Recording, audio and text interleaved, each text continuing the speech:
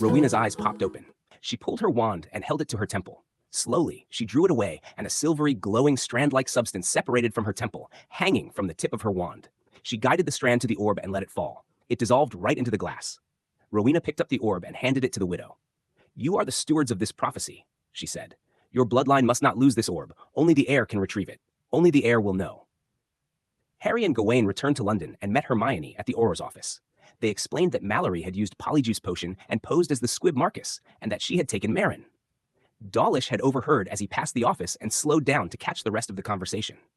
Harry asked Hermione, "Do you have any idea where Mallory might have taken her? Anything in those files that might lead us to her?" His voice was desperate. Hermione gave a panicked look as her mind raced. She started pulling files and spreading papers across the desk. There were a few locations that might fit. She grabbed a sheet of parchment and read from a list. There are several places Mallory lived before she faked her death. She was born in Upper Hagley, but moved to Ireland after school. Then there's Scafell Pike, where Merwin met Salazar Slytherin and the other founders, and where he died. Just then, Ron Weasley burst through the door, still wearing his wizarding robes. "Where are we going?" he said with a determination that gave the room a sudden jolt of hope. Mallory held the orb outstretched in front of Merrin. "Do you know what today is? In all this confusion, maybe you forgot." "December 30th, Merrin said. Mallory pulled a pocket watch from her robes. "Nope, it's after midnight. It's officially New Year's Eve." Merrin looked into her mother's eyes and saw a glow, a reddish, warm glow almost from behind her eyes, from within. She could feel something growing inside her. She recognized it. The thing that was always present, always having a hold on her magic, pulling it away from her control in times of stress, in times of weakness. Merrin fought it. Mallory could see her daughter struggling from within. "Let it in," she said, eyes shining. Merrin fought the urge to release control to the force inside her.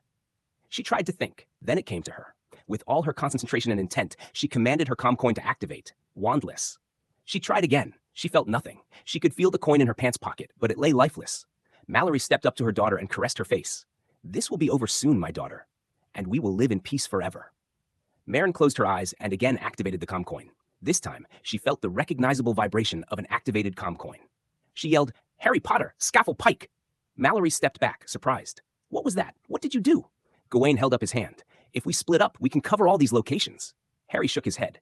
"Some of these locations are just names of cities with no address. Where would we even begin?" His frustration rose as he spoke. The feeling of helplessness that had settled over him when Mallory, disguised as Marcus, had taken Merrin, had washed over him once again. "I'll be right back," Harry said.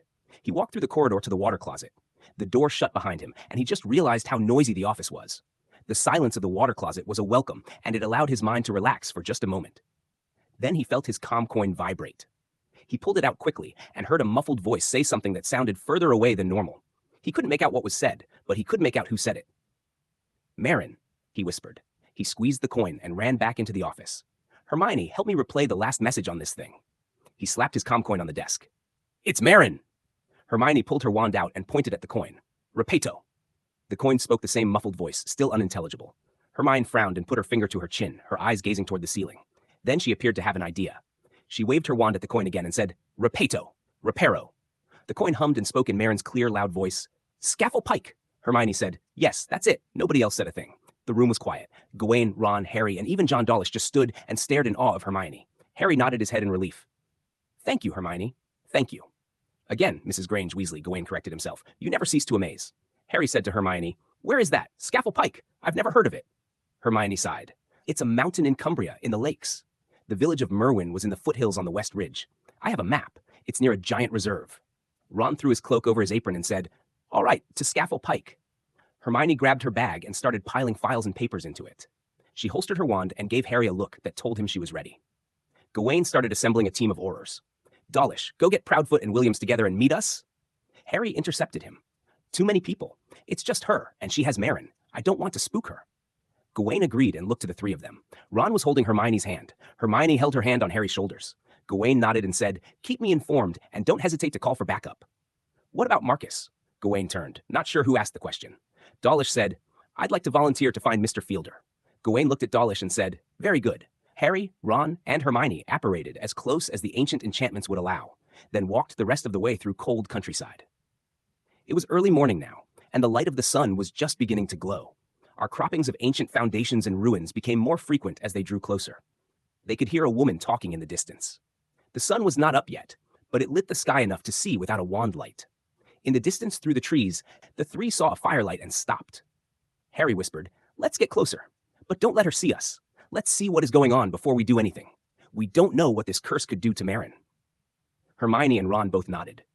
They slowly crept towards the firelight and the woman's voice until they reached a clearing about 30 feet away.